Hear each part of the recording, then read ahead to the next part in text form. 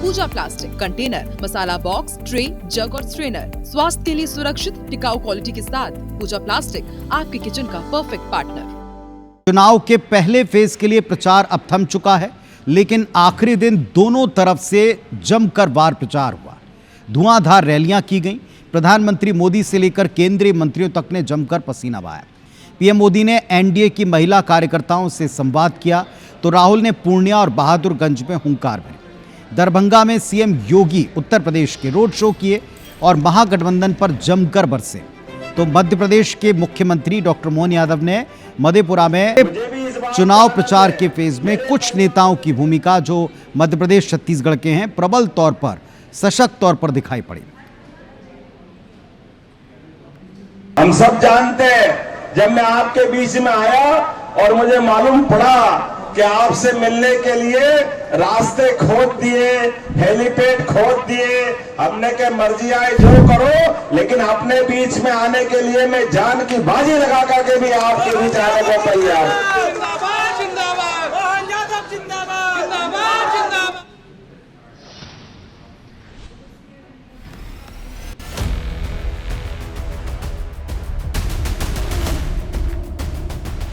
बिहार में first phase की voting के लिए जारी धुआंधार प्रचार का शोर मंगलवार को थम गया।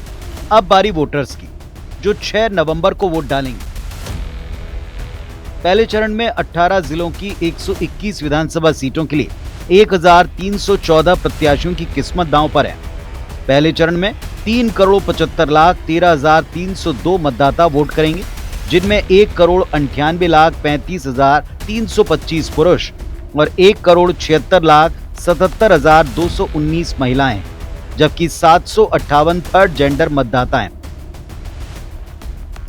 चुनाव में यूं तो महागठबंधन और एनडीए के बीच सीधी टक्कर है, लेकिन इस बार माना जा रहा है कि पीके की जनसुराज और ओवैसी की एआईएमआईएम दोनों गठबंधन के लिए चुनौती पेश कर सकती हैं। सबकी नजर इस बात पर है कि जनसुराज और एआईएमआईएम किस गठबंधन का खेल बिगाड़ेंगे और किसको इसका लाभ मिलेगा। बहरहाल बिहार चुनाव के पहले चरण की बड़ी बातों पर गौर करें तो 36 सीटों पर आरजेडी जेडीयू के बीच सीधी लड़ाई, 23 सीटों पर आरजेडी बीजेपी के बीच मुकाबला है। कांग्रेस बीजेपी के बीच 13 सीटों पर सीधी टक्कर है, तो 12 सीटों पर कांग्रेस जेडीयू आमने सामने है। इस फेज में तेजस्वी यादव, सम्राट चौधरी और विजय सिन्हा की परीक्षा है, तो वहीं मैथिली ठाकुर और खेसारी लाल यादव जैसे भोजपुरी कलाकारों की सियासी किस्मत भी इसी चरण में दांव पर है। बिहार की पहले चरण में जिन 121 सीटों पर वोटिंग होनी है, उनके 2020 के चुनावी नतीजों पर गौर करें तो 121 में से एनडीए ने 60 और महागठबंधन ने 61 सीटें जीती, यानी मुकाबला कांटे का रहा। इनमें से आरजेडी ने 42, बीजेपी ने 32, जेडीयू ने 23, कांग्रेस ने 8, सीपीआई एमएल ने 7, वीआईपी ने 4, सीपीआई ने 2, सीपीएम ने 2 और चिराग की एलजेपी ने केवल 1 सीट पर जीत दर्ज की थी।